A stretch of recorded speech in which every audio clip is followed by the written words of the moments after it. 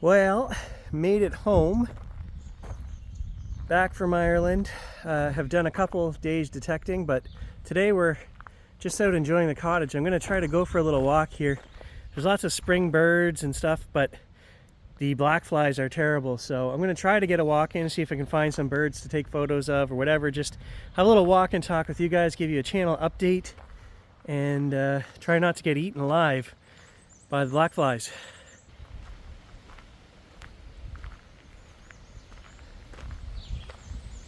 Everything has gotten really green since we left. We were gone for 10 days and it wasn't like this when we left. All the forget-me-nots are up in full bloom. I don't know if we have baby deer yet. We're still, I think, a few weeks early for that. Usually around the first week in June we'll start seeing fawns, but everything this year was like a month early, so I don't know how that's going to affect nature. The songbirds and stuff were back early this year, so I haven't seen any fox kits yet, so they should be coming here in the next week. I'm sure they're already born, but they won't be out of the den yet. So there's lots of things. Gerald and I are planning to do a trip this week, and then probably once a week Gerald and I want to keep up with the cameras and get out exploring and stuff. But foxes and fawns are something we're going to be looking for in the next week or two. So it has been a super busy week since I got home. Of course, the grass needed to be cut, which meant I had to put the snowblower away, get the lawn tractor out, go get new gas because all my gas tanks were empty from the winter snow blowing and whatnot. So just one chore leads into another. I had to take the bikes out of the shed to get to the lawn tractor, so then I had to pump up all the tires, oil the chains, you know, just all the spring changeover stuff. Carrie set up all the deck stuff, so we've had a busy week of work. I have been out metal detecting 2 days for you guys. We also got the new metal detector, the Manicore, trying to figure that thing out. Sean was actually asking me yesterday about going out detecting, so we've got lots of little adventures like that planned. But then on top of those adventures, I've got we have an ochre mine here, which was a native mine from 300-400 years ago. I've been meaning to get there for the last 3 summers. So that one, we have to kayak into that one. That's when I want to do some camping out. This is the season. I've got a couple places that I've got a 4-wheel in 16 or 20 miles, and then I want to camp out. There were old logging camps in there from the turn of the century, 1900s. I want to do some detecting. There's a trout river that goes right down through that area, so we can also do some fishing, some paranormal, because there's an old cabin that everybody uses on the river. They've been using it for 80 years. All kinds of stuff, all kinds of adventures that we can put together. Like, I have a packed schedule in my head of things we can do.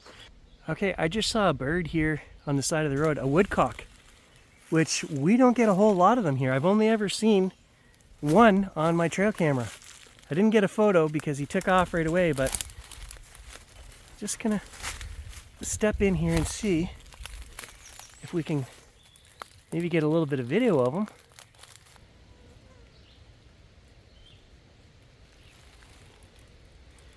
There he goes. And he just flew away, so no photos or video really, but I did see it. Wow, once you get in here in the shade off the road, black flies are terrible. Yeah, so I don't want to chase that woodcock. It probably has a nest right in here somewhere, just on the edge of the road. Of course, we have to do a trip out to Jen, the Wild Yams property, bring the trailer and go for 3 or 4 nights. The last couple of years we've gone off to provincial parks and we've done series and explored those for you guys and put those videos up on the channel. But this year you have to book. Basically, you have to be waiting the day that the parks open for online booking, which is in like March. And then you have to know to the day that you want to have your campsite, and it's that competitive. Like, if you're not on there that morning, you know 5 minutes later, campsites are all booked. So this year, none of us got on there and booked anything. But up here, there's so many places we can just pull the little pop-up trailer. And I mean, there's literally hundreds of lakes I could take you guys to. And we can, you know, maybe we'll start a new series where we just do that. It doesn't cost me anything. And I can show you guys some beautiful lakes full of fish that not a lot of people are going to. Yeah, we had a great trip to Ireland. Loved it. Fantastic place. We had the best guide. I'm slowly getting those videos edited and they're coming up on the channel here every 3, 4, 5 days, whatever. I'll have a new one for you guys. I'll probably end up with 5 videos or something like that from the whole trip. And we will cover all of Ireland. It's my Photographer Abroad series that I do every year. Last year was Costa Rica, so do a search back on the channel if you're interested in that type of stuff where I show you the country and a lot of the things that you can do and see while you're there. I cover that. For those of you that watch my brother's channel, him and Robin went down to Niagara Falls and went to visit a good friend of ours died when we were teenagers, Jim. And they went down to see Jim's grave. I myself have never been back since we buried him in that Niagara graveyard. His parents wanted him buried down there because they had family down there.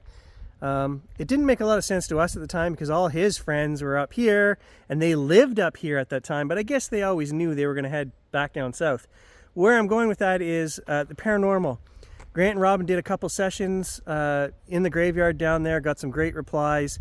And I was talking to Grant and he said, you know, I want to do more of that. We're going to go to the little graveyard in the upcoming week. Grant and I are going to go at night to the graveyard that I found, which is a family graveyard. We have family buried in there. And at the time I was in there a few months back, there was snow on the ground. And my great-grandfather is buried somewhere in this tiny little, you know, there's maybe 30 to 40 graves in there. And I did not see his grave, but some of them are flat stones covered in snow. I couldn't find it. We're going to go back and do a family session in the graveyard. That's going to be coming up in the next week or so. Grant and I are going to go do that, so stay tuned for that. Well, not much of a garden out yet. There is a couple pink flowers back there, and 2 hummingbirds were sitting in this tree, and then they went down to the flowers, and as well, there are bees all in this little tree which has yellow buds on it here. So spring is here. Yeah, great big bumblebee right there.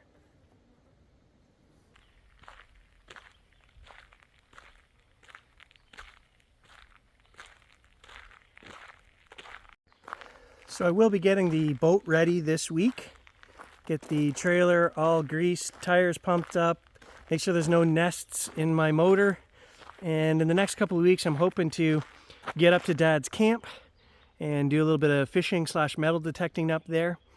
As well, we need to go up to Doug's camp, Brian's camp, and they were supposed to spread Doug's ashes last fall. I don't think they got around to it. There was some delay there. And I need to find out if they've already done it or when they're going to do it. And then Grant and I want to go up to Brian's camp, camp out and do a session there and say our goodbyes to Doug at Brian's camp. So that'll be coming this summer as well. Looks beautiful in there right now. I would love to go for a bit of a walk and just look for some woodpeckers and owls. And that leads into a big open field back in there. But I know the black flies are just too bad. I cannot do it. I will not survive. They will drive me crazy. I am wearing shorts today, so yeah, no, the black flies will just eat me alive in there. Can't do it. I get the most enjoyment out of the Transcending series that I do, Transcending with Gary, where I talk about the spirituality and the spiritual growth that I've been going through for a few years and little things like that, meditating. I mean, I need to do another episode on that. There's so many things to talk about, weird, strange things that have happened. Well, I'll mention one of them because this is probably the weirdest incident I've ever had of this happening, where Grant and I were discussing going to the graveyard to do the family session where my great-grandfather Henry is buried. And I just threw out there, I said, you know, there's a lot of questions and things I want to touch on, which his stepdaughter, back in 1928, 29, whenever it was, my great-aunt Audrey, you know, he became her stepdad. And I just have an intuitive feeling. There are rumors and stories that my great-grandfather was not very nice to his wife or children. Probably, I think there were some drinking issues there, as well as his original family had passed away. We've covered it on the channel. His first wife died in childbirth, and I think he felt obligated to marry my great-grandmother.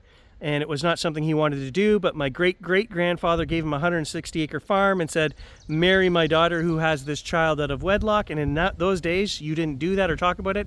And I feel intuitively that there was a real lack of respect there, both for my Aunt Audrey and my grandmother. And I mentioned that to Grant in passing, and he came out with a statement. He said to me, I said, I feel that there, you know, I've always felt a sadness around Aunt Audrey. And I said, there's a connection between her and Hannah. And as soon as I said that, in my head, I was envisioning Hannah as a baby. She was kind of a chubby baby, and she had a big head, and she had no hair. And this is the picture that popped into my head. And as this popped into my head, Grant says to me, yeah, they're sending me a message. There's definitely a connection between Aunt Audrey and Hannah, something about their big heads. And I couldn't believe that he said that to me. It was like mind-blowing. Like if he had just said that to me and I didn't have that own envisionment, you know, the same second he was saying that to me, I'm envisioning this, thinking back to Hannah as a baby in her big head. I can't explain that, guys. It's like they were sending both of us a message at the same time. People always ask me, you know, do you and your twin brother know what you're going to say before you say it and things like that? And I could say, yeah, when we were kids more so than adults. But this was a case of he got a message at the exact same time as me, and I'm going to prepare some questions when we go to the graveyard to ask about that, about the Aunt Audrey connection. And then Grant threw something that I had never even thought of. He's like, I wonder if Aunt Audrey is Hannah reincarnated. And I thought, I never thought of that. This is something we need to look at. I'm not sure what year my great Aunt Audrey died, but I'm pretty sure it was before Hannah was born. So I'm going to find that out, and we're going to delve into that mystery and ask some questions to the spirits about that too. I know it sounds crazy. It really does sound crazy, but for him to get that message at the same time as me, there's more to this world than we will ever know.